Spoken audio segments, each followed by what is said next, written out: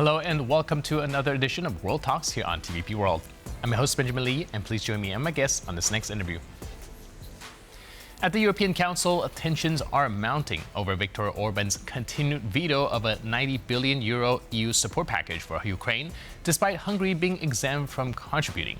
The funds, €30 billion for macro financial stability and €60 billion for defense, are seen as critical, with Kyiv warning it could face a severe budget shortfall within months. Joining us today on TVP World to break down the implications is Milan Lelich, political analyst at RBC-UKRAINE, who closely follows EU decision-making and Ukraine's economic resilience. Hello and welcome to TVP World. Hello, thanks for having me. So before we kick into gear with our analysis, I would like to take a look together at the response of some of the European leaders, and I would like to get some of your analysis after that. So let's take a look. So let us be clear about where we stand. The loan remains blocked because one leader is not honoring his word. But let me reiterate what I already said in Kyiv. We will deliver one way or the other. It is an act of gross disloyalty within the European Union, the likes of which, according to those who have been here longer than I have, has not occurred in this form before. And I am firmly convinced that this will leave a deep mark. We must not compromise on something that is without precedent. When heads of state and government agree on a decision, it must be honored. Otherwise, it is in some way a collapse of the very meaning of our exchanges. So, for me, there is no plan B, because plan A must be honored. The credibility of the European Council depends on it. Right, so a lot going on there, but before that, can you help us understand how critical is this current moment for Ukraine's economy, and how close is the risk of running out of funds? Well, there are different assessments of that, but there is sort of a general view that maybe already in April, if nothing happens, if we don't get the money one way or the other, that already in April we may start facing some sorts of trouble. So we are really running short of time. So some solution should be made. As for, like plan B, mentioned by Ursula von der Leyen, well, I heard that still, there is an old saying. When you start talking about plan B, it means that you are over with plan A. So, but still, you always should at least keep in mind, especially in such a situation that Ukraine is now and used to be for years, that we always have to have this plan B. And from what I heard, what my sources claim, that one way or another, really, the situation will be solved, or maybe at least some temporary measures could be applied. For example, if Orbán insists on his veto, for example, if he wins the parliamentary elections in 3 weeks and keeps insisting, he keeps blocking that tranche of money to Ukraine, then the solution may be some temporary solution, may be in the form of some bilateral loans by certain European states. I've heard about Germany, I've heard about Scandinavia, and not only EU members, for example, like Norway, could provide us with some of money.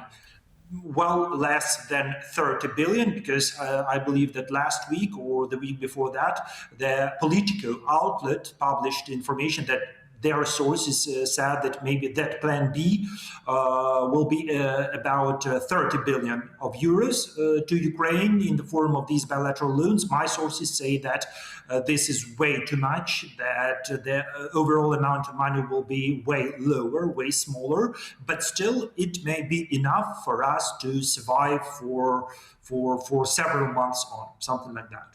All right, I'd like to go to what you just mentioned earlier. A lot of times, like you said, if we're talking about plan B, that pretty much means plan A is already out the window. But there's also some discrepancy between the different world leaders, that sound bites that we just listened to, whereas von der Leyen is talking about delivering the funds no matter what, potentially hinting at other means, while Macron says we shouldn't be pursuing even plan B at the moment. Do you think that there also shows a little bit of discrepancy when it comes to within European countries that are even in agreeing to this loan?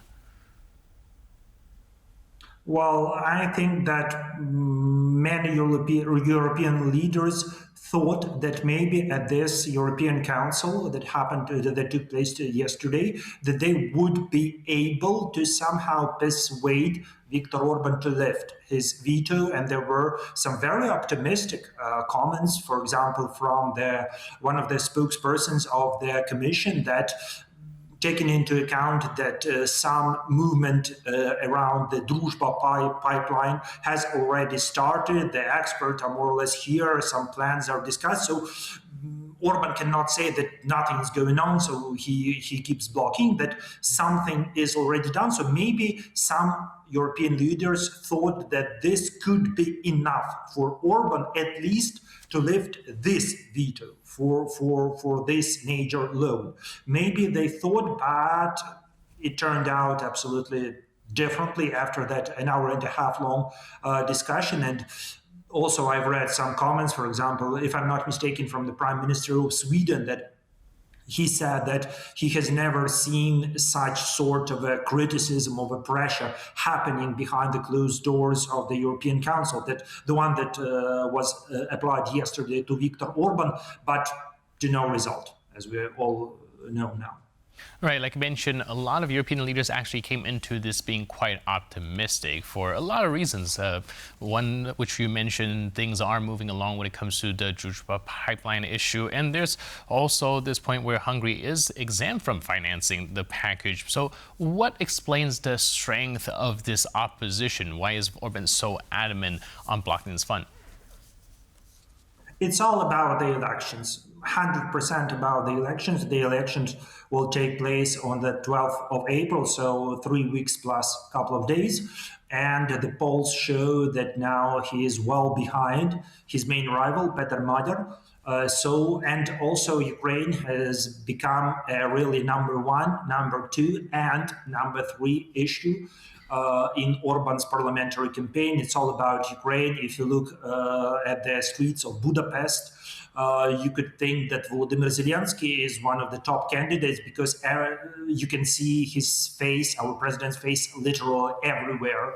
Budapest is covered with different banners and billboards and everything with Zelensky's face, because Orban heavily uses Ukraine and Zelensky in his campaign. So it means that before the 12th of April, I'm very skeptical that any real solution could be found before that.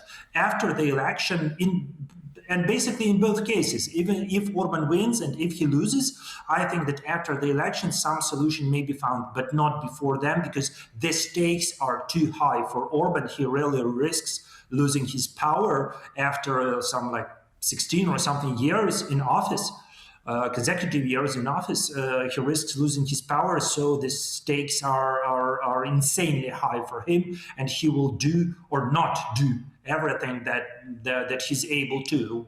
He doesn't see basically any limits in his campaign, though there were some stories with absolutely illegally detaining and arresting Ukrainian citizens, who just brought money from Austria to Ukraine, just a normal banking operation that happened weeks ago. So it does seem like the domestic issue is dominating a lot of these decision making. But I'm also curious because you also mentioned there's a possibility of a plan B in a form of bilateral loans. But of course, these are not set in stones. We don't have anything in writing yet. And it's perhaps a lot easier to utilize a collective fund than that from your own country. So how credible is the EU position that the funds can be delivered, quote, one way or another, as Ursula von der Leyen mentioned?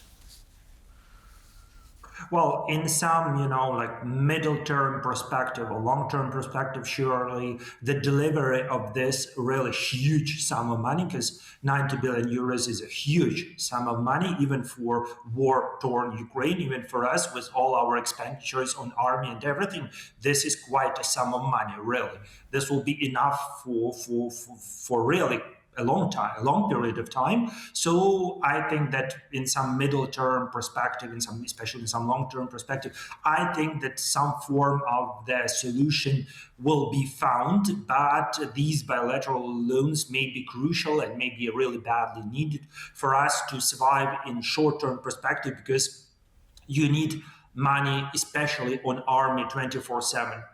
7 days a week, 30 days a month. So we cannot afford, like any pauses in financing. So this may be a temporary measure. I don't know, maybe 1 billion, maybe several billion, maybe several countries will give like $1 billion each. Like who knows? From what I've heard, there is an idea about these temporary measures floating here and there, but again, no white paper or something about that.